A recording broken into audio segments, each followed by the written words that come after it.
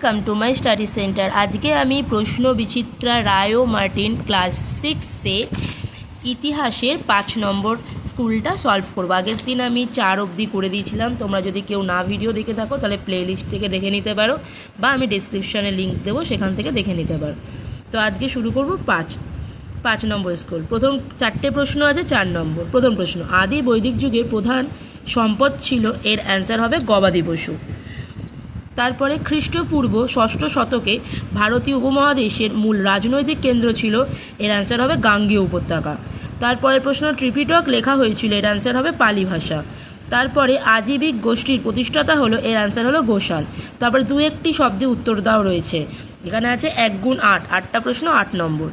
আবেস্তার শ্রেষ্ঠ দেবতাকে, এটা হবে অহুর। ইনামগাঁও কোন নদীর তীরে অবস্থিত, এটা হবে ভীমা। বজ্জীদের রাজধানী কোথায় ছিল, এর অ্যান্সার হবে বৈশালী। চতুর্থ বৌদ্ধ সঙ্গীতির সভাপতি কে ছিল, এর অ্যান্সার হবে বসুমিত্র। তারপরে আছে দক্ষিণ ভারতে অবস্থিত একমাত্র মহাজনপদটির নাম কি, এর অ্যান্সার হবে অসমক। তারপরে গুপ্ত আমলে প্রদেশে শাসনভার থাকতো কাদের ওপর, এর অ্যান্সার হবে রাজপুত্র। তারপরে আছে জুনাগড় লিপিতে থেকে কোন রাজার কাহিনী জানা যায়, তবে শক রাজা রুদ্রদমন। তারপরের প্রশ্ন, ভীম কদফিসেস কী উপাধি নিয়েছিল, এর অ্যান্সার হলো মহিষ্মর।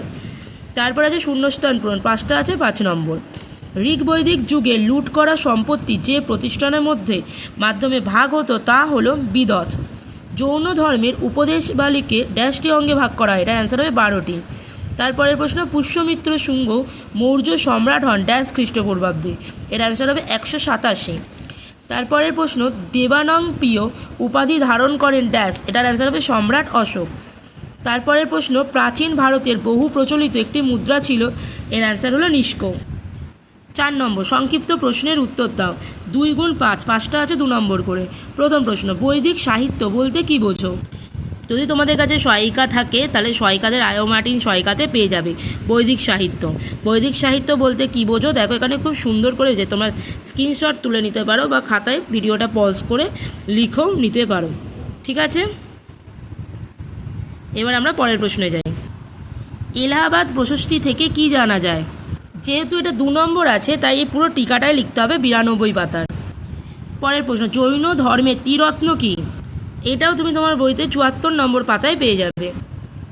আর্য সত্য কি, আর 10 রাজার যুদ্ধ বলতে কি বোঝো, এই দুটোও তোমরা বইয়ে পেয়ে যাবে। তোমাদের বইয়ের পেজ নাম্বার 47-48-এ আছে। পরের প্রশ্ন, সাতবাহন প্রশাসন কেমনভাবে চলতো? এটা একটাই আছে, 3 নম্বর। এইটা সহায়িকাতে তোমরা পেয়ে যাবে 117 নম্বর পাতায়। পরের প্রশ্ন, যে কোনো 4টি প্রশ্নের উত্তর দাও। এখানে রয়েছে 4 নম্বর, 5 নম্বর করে 20 নম্বর মোট। মেঘালী সম্পর্কে টিকা লেখো, এইটা তোমাদের বইতেই আছে 61 নম্বর পাতায়। পরের প্রশ্ন, মৌর্য আমলে প্রশাসন ও রাজস্ব ব্যবস্থার সংক্ষিপ্ত পরিচয় দাও। এটা তোমরা টিকা হিসাবে 85 নম্বর পাতা থেকে শুরু করে একেবারে 86 নম্বর পাতা অবধি লিখবে। পরের প্রশ্ন, সাম্রাজ্যবাদী শক্তি হিসাবে মগধের সাফল্যের কারণ। এটা তোমরা 84 নম্বর পাতায় পেয়ে যাবে সহায়িকাতে, তো স্ক্রিনশট তুলে নিতে পারো কিংবা পজ করে লিখেও নিতে পারো। তারপরে 2টো প্রশ্ন আছে, ঋগ বৈদিক যুগের অর্থনৈতিক অবস্থা, শাসক হর্ষবর্ধনের কৃতিত্ব। এই দুটোই তোমাদের বইতে রয়েছে। তো আশা করি তোমরা সবাই বুঝতে পেরেছো 5 নম্বর চ্যাপ্টার। আবার পরের ভিডিওতে দেখা হবে। আজকের জন্য টাটা।